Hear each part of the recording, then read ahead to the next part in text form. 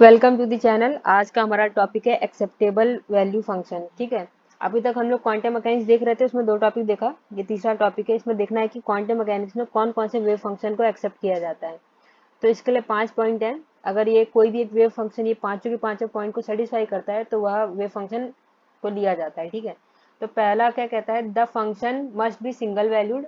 अभी लाइन से सारे समझ लो और एक एक करके इसका मतलब देखेंगे। पहला कहता है the function must be single valued, okay. दूसरा कहता है the function should be normalised, या इसको कह दो ये फाइनाइट वैल्यू होनी चाहिए उसकी। ठीक है, तीसरा कहता है it must be continuous in a given interval. ठीक है, और it has continuous first derivative. और पांचवा कहता है the boundary condition must be satisfied.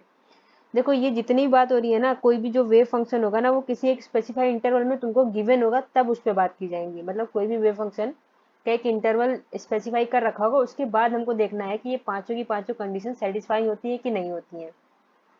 चलो पहला वाला समझते हैं, the function must be single valued. ठीक है, आ जाओ पहले वाले पे। मेरा पहला पॉइंट कहता है कि the function must be single value. देखो अब 2 फंक्शन एग्जांपल लेते हैं। ठीक है, एक इधर और एक ये। मेरा पहला फंक्शन कुछ इस तरीके से है, ठीक है, और दूसरा फंक्शन मेरा ऐसे है, इस तरीके का। अब एक चीज देखो, इसमें पहले वाले फंक्शन में हर एक पर्टिकुलर एक्स के लिए एक ही वैल्यू। जैसे अगर यहाँ पे मैंने एक्स लिया है, जैसे सपोज को एक्स नॉट है, तो इसका मेरे पास एक पर्टिकुलर वैल्यू। अगर मेरा ये एक्स नॉट है तो इसके मेरे पास ये पर्टिकुलर वैल्यू है। अगर ये एक्स नॉट है तो इसके लिए मेरे पास ये पर्टिकुलर वैल्यू है। ठीक है, ये एक्स नॉट है तो इसके लिए एक पर्टिकुलर वैल्यू है, इस तरीके से। ठीक है, मतलब फॉर एवरी एक्स नॉट या फॉर एवरी एक्स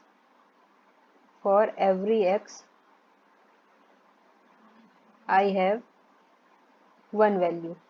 ठीक है, इसी को कहते हैं सिंगल वैल्यू। मतलब हर एक पर्टिकुलर एक्स के लिए आपके पास एक ही एक्स की वैल्यू है। अब जरा इस फंक्शन को देखो, इसको देखो, ये तुम्हारा एक्स नॉट है। एक्स नॉट के लिए यहाँ पे 2 वैल्यू नहीं आ गई है, 2 वैल्यू। तो इसका मतलब ये तुम्हारा 2 वैल्यू फंक्शन हो गया। ये वाला तुम्हारा सिंगल वैल्यू फंक्शन है, सिंगल वैल्यू फंक्शन। और ये वाला तुम्हारा जैसे ये 2 वैल्यू फंक्शन है, इसको स्पेसिफाई के लिए एक मल्टी वैल्यूड कहते हैं, ताकि सबके लिए इंक्लूड हो जाए। अगर 3 4 जितने भी बार वो कट करे, मल्टी वैल्यूड वेव फंक्शन। ठीक है, तो हमारे क्वांटम मैकेनिक्स में ये वाला एक्सेप्टेबल है, बट ये वाला नहीं एक्सेप्टेबल है। अब ऐसा क्यों होता है, क्यों नहीं एक्सेप्टेबल होता है मल्टी वैल्यूड, उसको थोड़ा समझ लेते हैं यहाँ पे। देखो अगर प्रोबेबिलिटी की बात की जाए तो देखो प्रोबेबिलिटी किसी जगह पे एक ही होती है। मतलब या तो वो बंदा वहां पे है या तो वो नहीं है। ठीक है, अब ये कोई बात नहीं हो कि वो है भी नहीं है, ये क्या बात नहीं। ठीक है, मतलब एक ही चीज हो सकता है ना, या तो वो होगी या तो वो नहीं होगी। तो वही चीज इसमें भी सेम है। अगर मैं इस वाले का प्रोबेबिलिटी देखूं, प्रोबेबिलिटी का इसका ग्राफ देखूं अगर मैं, तो प्रोबेबिलिटी मतलब साई साई स्टार है ना, तो ये साई का स्क्वायर हो जाएगा। मतलब जो भी चीज नेगेटिव का पॉजिटिव हो जाएगा। मतलब ये तो पॉजिटिव पॉजिटिव था और ये वाला चीज नेगेटिव तो ये पॉजिटिव हो जाएगा, इस तरीके से। ठीक है, नो प्रॉब्लम, ये तो चित्र बना ली। अब देखो अगर प्रोबेबिलिटी निकालू, यहाँ पे जो प्रोबेबिलिटी है वो प्रोबेबिलिटी ये है, ओके। यहाँ पे इसकी प्रोबेबिलिटी ये है, यहाँ पे इसकी प्रोबेबिलिटी ये है। ठीक है, मतलब हर एक एक्स के लिए अलग अलग प्रोबेबिलिटी है। ठीक, मतलब किसी भी एक एक्स की 2 वैल्यू नहीं है। देखो इस चीज से कंफ्यूज मत हो जाना, क्योंकि किसी को दिमाग में ऐसा आ रहा होगा कि भाई यहाँ पे जो एक्स नॉट है उसकी वैल्यू भी ये है, और जो यहाँ पे एक एक्स टू है इसकी वैल्यू भी यही है। देखो इस एक्स की वैल्यू 2 हो सकती है, एक्स वन की, एक्स टू की भी वैल्यू 2 हो सकती है, कोई दिक्कत नहीं है। पर x1 की वैल्यू 1 और 2 ये नहीं हो सकती है। ठीक है, ये मतलब है, मतलब इसकी इस वाले x1 की तो एक ही वैल्यू है, इस x2 की भी एक ही वैल्यू। अब बाई चांस वो सेम हो गई वो अलग बात है, पर यहाँ पे x1 की वैल्यू 1 एंड 2 इस तरीके से नहीं होना चाहिए। ठीक, तो ये हो गया। अब देखो यहाँ पे प्रोबेबिलिटी, भाई इसकी भी प्रोबेबिलिटी एक ही है, इसकी भी प्रोबेबिलिटी एक ही, इसकी प्रोबेबिलिटी एक है ना, मतलब वो बंदा यहाँ पे है या वो बंदा नहीं है। ऐसा है नहीं कि दोनों चीज है। अब जरा मैं इस वाले फंक्शन को देखूँ तो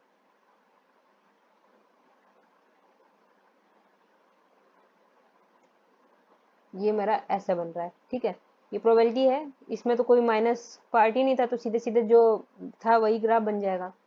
इसको अगर एक्स को मतलब अगर जैसे प्रोबेबिलिटी देखनी है, एक्स की प्रोबेबिलिटी देखो, एक प्रोबेबिलिटी इसकी ये आ रही है, एक प्रोबेबिलिटी इसकी ये आ रही है। मतलब एक ही समय पे इसकी 2 2 प्रोबेबिलिटी आ रही है, बट ये तो पॉसिबल है नहीं, प्रोबेबिलिटी तो एक ही हो सकती है।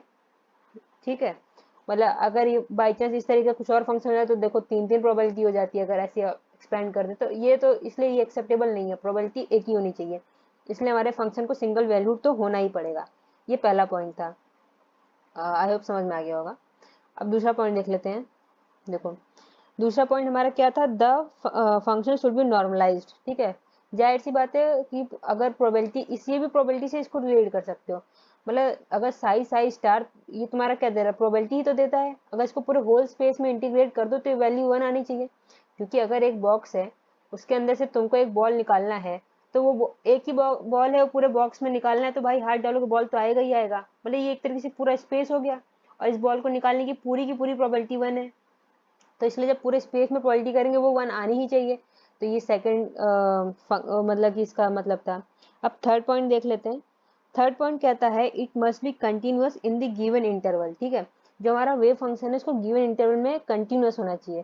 देखो ये इसको भी प्रोबेबिलिटी से ही ये भी थोड़ा बहुत रिलेटेड है, जैसे ये है मेरा एक फंक्शन, ठीक है, इस तरीके कुछ फंक्शन है, सपोज करो इस तरीके से ऐसे है। ठीक है, अब अगर ये देखो डिसकंटिन्यूअस है कि नहीं है, यहाँ से यहाँ पे ब्रेकिंग हो गया है। ठीक है, अब देखो यहाँ पे इसको ऐसे जरा मार्क कर लो इस एक्स नॉट के लिए। देखो इधर पे फिर से ना, अगर इसका प्रोबेबिलिटी वाला डायग्राम बनाएंगे इसी ग्राफ का, तो यही ग्राफ बनेगा, कोई नेगेटिव साइन नहीं है। फिर से देखो ये एक ही जगह पे दो दो वैल्यू आ गई हैं, तो ये फिर से पॉसिबल नहीं है, या सीधे सीधे कह दो ये तुम्हारा सिंगल वैल्यूड फंक्शन नहीं है ना, डिसकंटिन्यूअस हो गया तो सिंगल वैल्यूड फंक्शन भी चला गया। एग्जाम्पल और इसका, सिर्फ एक इस तरीके की भी डिसकंटिन्यूटी आ सकती है। फॉर एग्जाम्पल सपोज करो, मान लो थोड़ा तुम्हारा इस तरीके से हो जाए, ठीक है, ऐसे ब्रेकिंग हो और इस तरीके की ब्रेकिंग हो, ठीक, ये तुम्हारी ब्रेकिंग है इसकी। ठीक है, इतना फंक्शन सही है। अब देखो यहाँ से यहाँ तक की फंक्शन की वैल्यू तुम्हारी गायब है, मतलब कि ये डिसकंटिन्यूअस हो गया, इतना इतना यहीं से यहाँ तक। हम्म अब दोबारा से इसमें प्रोबेबिलिटी का फंक्शन निकालो, देखो फिर से इसका अगर साई स्टार कर दोगे और साई कर दोगे, प्रोबेबिलिटी आ जाएगी, तो यही फंक्शन बन जाएगा, कोई नेगेटिव पार्ट है नहीं, कॉम्प्लिकेट करना ही नहीं है कि मैं नेगेटिव पार्ट लूँ, बस यहाँ समझना है। तो ये चीज हो गया। अब वापस यही ग्राफ बन जाएगा। देखो अब जब प्रोबेबिलिटी निकालोगे तो ये तुम्हारा गैप ना बहुत बड़ा होगा, मतलब देखो ठीक है, यहाँ की प्रोबेबिलिटी तो डिफाइंड है, यहाँ की भी प्रोबेबिलिटी डिफाइन है, यहाँ की भी प्रोबेबिलिटी डिफाइन है, यहाँ की भी डिफाइन है, ठीक है, बट यहाँ बीच की तो पूरी की पूरी गायब हो गई है। अगर बीच का पूरा तुम्हारा गायब हो गया है, तो यहाँ पे एक चीज सवाल ये उठता है कि भाई अगर पार्टिकल यहाँ पे प्रेजेंट है और यहाँ पे भी प्रेजेंट है, तो अगर यहाँ प्रेजेंट तो यहाँ से इधर तक आया कैसे, मतलब यहाँ से उठ के यहाँ कैसे है, भाई बीच का गैप बहुत ज्यादा है। मतलब किसी के दिमाग में आ रहा होगा कि भाई वेव फंक्शन पे तो नोट फंक्शन भी होता है। रुको उसका भी एक एग्जाम्पल है, जैसे अगर किसी के दिमाग में इस तरीके का कुछ आ रहा हो कि ये हमने देखा है 1D बॉक्स में, इस तरीके से सपोज कर लो ये ऐसे जा रहा हो, ठीक, 1D बॉक्स में जब करते हैं तो नोड पॉइंट तो आता है ना, आता है। देखो नोड पॉइंट जब आता है तो वो छोटा सा पॉइंट होता है, जब वो छोटा सा, मतलब वो छोटा सा गैप होता है, ठीक है, छोटा सा गैप होता है तो टनलिंग इफेक्ट आता है, उसकी वजह से वो पार्टिकल क्रॉस कर जाता है, ठीक। मतलब जब हम लोग देखते हैं 1D बॉक्स में इस तरह का वेव फंक्शन रहता है, इसमें भी तो ये नोड पॉइंट है। भाई नोड पॉइंट मतलब वही है जहाँ पे तुम्हारा वेव, जहाँ पे तुम्हारा वेव फंक्शन होता नहीं है, मतलब वहाँ पे जीरो हो जाता है। अगर जीरो हो गया तो यहाँ से पार्टिकल यहाँ कैसे गया, बट ना ये बहुत छोटा गैप होता है, अगर छोटा एक पॉइंट है ये और यहाँ पे पूरा रीजन है, ठीक है, पॉइंट है तो वो चीज क्रॉस हो सकती है, ठीक है, टनलिंग इफेक्ट की वजह से, बट लेकिन वही इतना बड़ा रीजन है तब वो चीज क्रॉस नहीं हो सकती है, इसलिए तुम्हारा देख लिया कि इसलिए फंक्शन को डिसकंटिन्यूअस नहीं होना चाहिए। 2 पॉइंट से समझा दिया मैंने, समझ में आ गया होगा। ठीक, अब चलते हैं हमारे फोर्थ वाले पॉइंट पे, ये भी अच्छा पॉइंट है। फोर्थ पॉइंट मेरा कहता था it has continuous first derivative on the indicated interval, वही जो इंटरवल है उसके अंदर। अब देखो इसको समझने का कैसा एग्जांपल रहेगा, मतलब ये ऐसे है, अगर मेरा वेव फंक्शन इस तरीके का है ऐसे, ठीक, इस तरीके का है, तो इसके जब कोने की बात करेंगे यहाँ पे, तो यहाँ पे जब टेंजेंट लोगे ना तो इसकी दो दो डायरेक्शन बन जाएंगी, ठीक है, ऊपर इधर दो दो डायरेक्शन, तो मतलब जब दो दो डायरेक्शन इसकी डेरिवेटिव की बन गई तो सीधी सी बात है डिसकंटिन्यूअस हो गया है। तो यही मतलब था, मतलब कभी भी पीक पे इस तरीके का पीक ना दिखे या इस तरीके का ऐसे कोई फंक्शन दिख जाए, ये तो वैसे भी नहीं एक्सेप्टेबल होगा, मल्टी वैल्यूड हो जाएगा। मतलब इसी पहाड़ टाइप का कोई दिख जाए जहाँ नुकीला चीज आ जाए तो समझ जाना वो तुम्हारा एक्सेप्टेबल नहीं है, क्योंकि वहां पे तुम्हारा उसका फर्स्ट डेरिवेटिव कंटिन्यूअस नहीं होगा। ये था चौथा पॉइंट। अब फिफ्थ पॉइंट देख लेते हैं। फिफ्थ पॉइंट क्या कहता है? फिफ्थ पॉइंट ये था कि the boundary condition must be satisfied by the wave function. इसका ये मतलब है कि जो उसकी बाउंड्री पॉइंट्स है वहां पे हमारा जो फंक्शन साई होता है ना उसको वैनिश होना पड़ेगा। ठीक है, एट बाउंड्री, जहां जहां बाउंड्री होगी वहां वहां पे उसको वैनिश होना पड़ेगा। जैसे इसके एग्जाम्पल के लिए 1D बॉक्स का एग्जाम्पल देख लो। जब 1D बॉक्स लेते हैं तो हमारा पहला वाला इसके एन लेवल के लिए ये बनता है।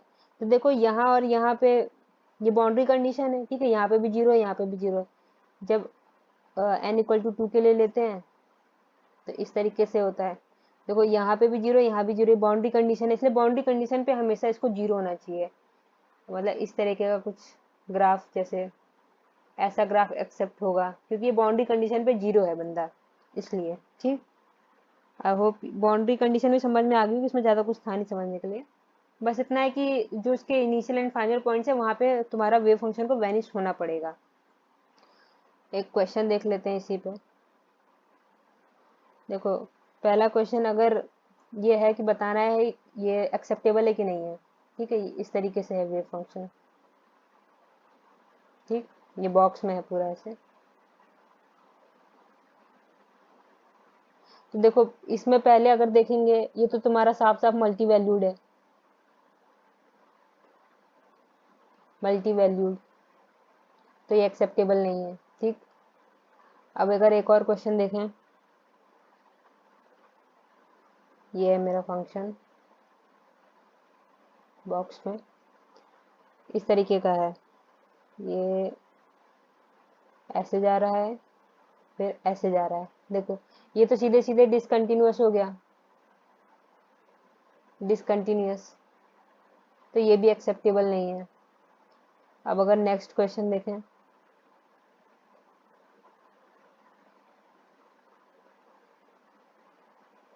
ठीक, ये इस तरीके का है कुछ।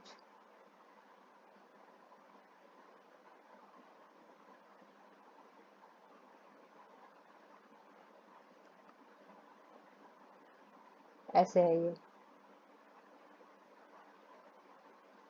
अब देखो ये सब चीज को सेटिस्फाई कर रहा है। इसका ये सपोज कर ले पॉइंट को ऐसे कट कर रहा है, ये यहाँ से ऐसे। ठीक है, ये लाइन जा रही है। देखो ये सिंगल वैल्यूड भी है, साफ साफ दिख रहा है। सिंगल वैल्यूड, हर एक एक्स के लिए एक ही वैल्यू है। ओके, ये तुम्हारा कंटिन्यूअस भी है, कंटिन्यूअस भी है, पूरे इसमें कंटिन्यूअस है। कंटिन्यूअस के बाद इसका फर्स्ट डेरिवेटिव कहीं कोना है नहीं, ये ऐसे जा रहा है ना, ऐसे है, कहीं इस तरीके का नहीं है, तो इसका फर्स्ट डेरिवेटिव भी भाई कंटिन्यूअस है। ओके, और एक और पॉइंट क्या था, नॉर्मलाइज भी होगा, जब इसको करेंगे तो नॉर्मलाइज आ जाएगा पूरे इसमें करेंगे।